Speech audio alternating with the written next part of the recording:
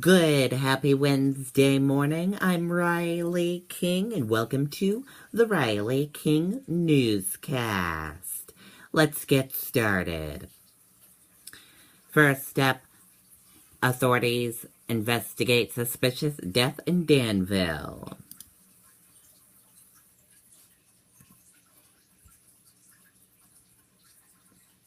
The Attorney General's office and the State Fire Marshal's office are investigating a suspicious death in Danville. Authorities said police found a dead adult, Monday after they were called to a home on Carmel Drive. The victim was identified as Joanne Boucher, 51, according to her ex-husband, Danielle Boucher. Neighbors said Joanne Boucher was a friendly person who loved animals. Danielle Boucher said the former couple built the home about 20 years ago, but they have been separated for years. They had a son together who lives with Danielle Boucher in Massachusetts. It was not clear whether Joanne Boucher was living with anyone at the time of her death. Neighbors said that they didn't hear anything with anyone at the time of her death.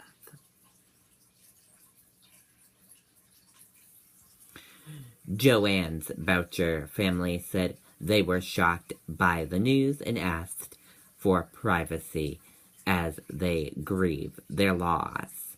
Authorities, some in protective suits, worked through Tuesday afternoon collecting evidence and filming inside the home.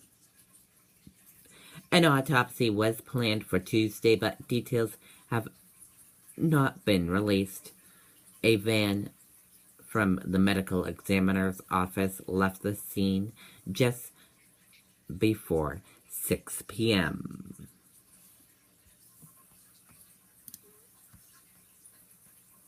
GOP candidates for governor clash in a debate on WMUR News 9. The Republican governor candidates clashed at times in a debate Tuesday night on WMUR, with 1 week to go before the primary.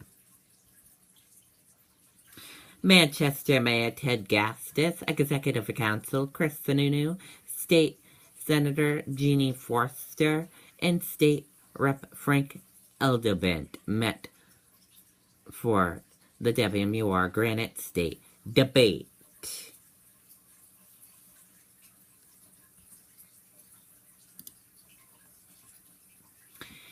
Democratic candidates for governor spare on opioid fight immigration. The Democratic candidates for governor sought to distinguish themselves from each other in Tuesday night's debate on WMUR. Polls show that Executive Council Colin Van Otis, former State Rep. Mark Connolly, and former Portsmouth Mayor Steve Magency are largely unknown to voters, so the debate was an opportunity to make first impressions on voters with 1 week to go before the primary. Minucci called himself the progressive candidate in the race.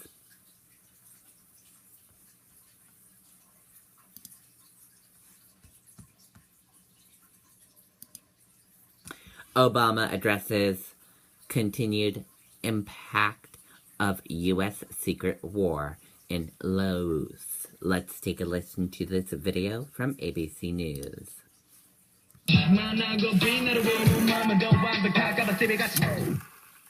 Overseas now, where President Obama has landed in Laos for a historic visit. The stop comes on the heels of the G20 meeting in China, opening with controversy on the tarmac and ending with a diplomatic showdown with Vladimir Putin. ABC's Bob Woodruff is in the region for us tonight. Today, tense moments on the sidelines of that summit.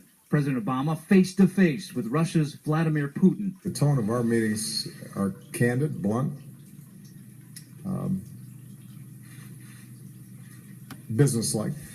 A 90-minute meeting tackling everything from cybersecurity to a Syrian ceasefire between Russian-backed President al-Assad and U.S.-backed rebels. But so far, no deal. Given the gaps of trust that exist, that's a tough negotiation. That meeting on the final day of a summit that kicked off with an awkward scene on the tarmac. Chinese officials did not provide the traditional staircase and red carpet reserved for world leaders.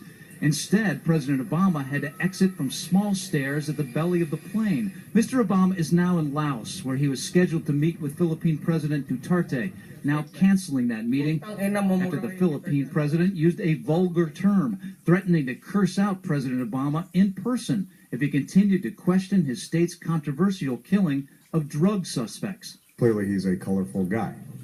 Now, Obama will be the very first American president to ever visit the country of Laos, and he will be stepping up the U.S. commitment to removing tens of thousands of those cluster bombs that have been left in the ground after being dropped by the United States during the Vietnam War. Cecilia? Okay, Bob, thank you. Okay, there you go on that report.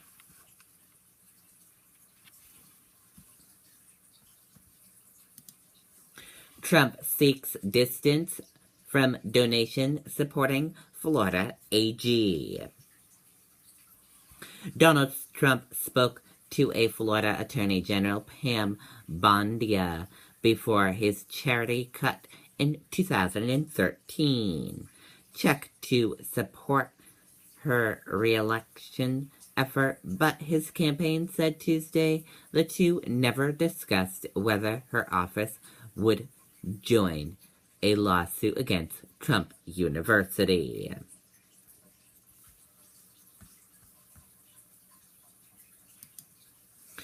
Goldman Sachs bans top employees from donating to Trump report. Investment bank Goldman Sachs has banned its highest-ranking employees from contributing money to certain campaigns, including that of U.S. Republican presidential candidate Donald Trump, according to a report in Political. And that does it for the Riley King Newscast right here on the Riley King Network. I hope you all have a great rest of your Wednesday. See you back here later on. Goodbye, everyone.